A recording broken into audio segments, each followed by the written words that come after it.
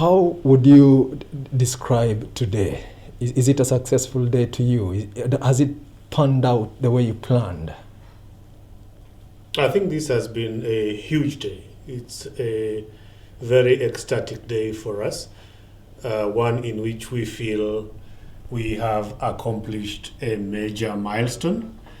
And this is because the date of December 31, that the EU and the UK divorce comes into effect, is set in stone.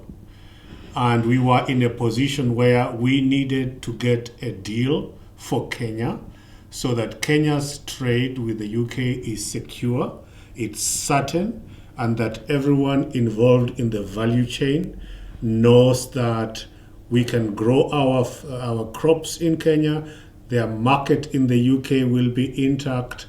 This is a market and a trade regime that involves 200 billion shillings. So this was something that we needed to be secure about, and I think we have secured that. We are extremely pleased.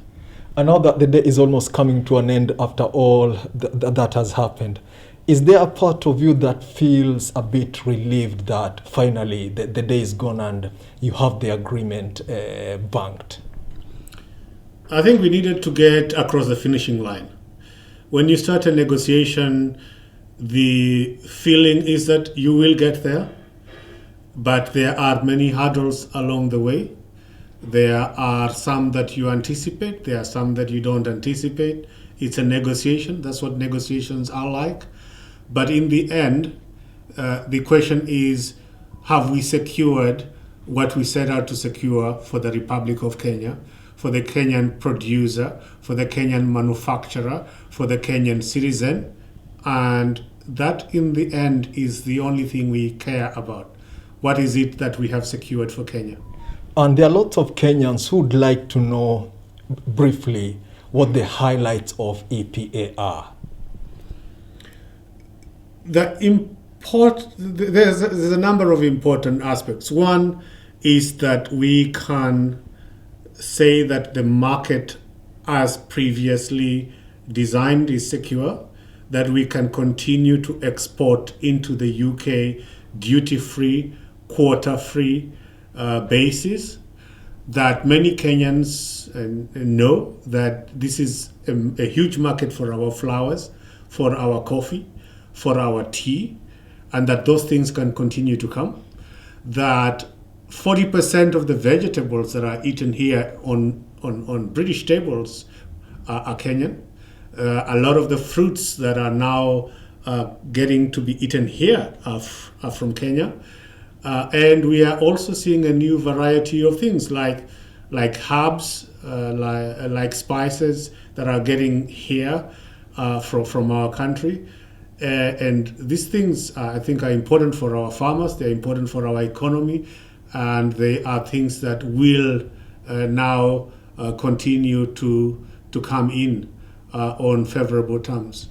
And is that the reason why you felt like there was a need for the EPA to be initiated? Yeah, we needed the EPA initiated and signed off, because without it, we would have had problems with the UK market after December 31.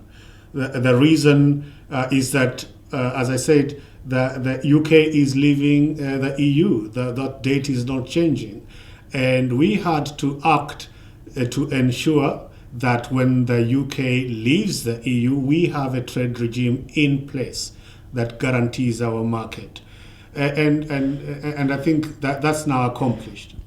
And there are lots of Kenyans who are really excited about this, and they would like to know what the objectives of the EPA are to Kenya and what is contained in it.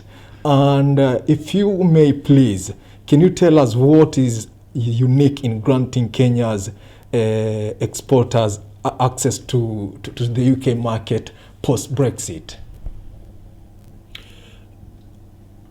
I think when you set out to negotiate and sign an agreement, you want to ensure that you secure what is important for your country. at the outset, we wanted trade continuity with the UK secured. So you could say that's definitely done.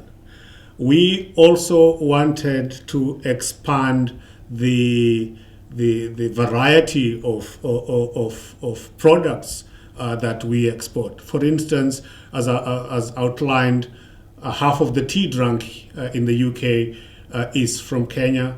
A lot of coffee here is from Kenya. Vegetables, fruits are from Kenya. Those are stories that people know. The stories people know less about is the success of avocados, for instance, which is new.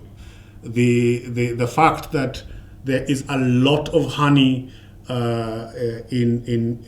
being produced in Kenya now, and that there is a market here that can absorb that honey fairly quickly. We under this new regime, that Kenya is ripe to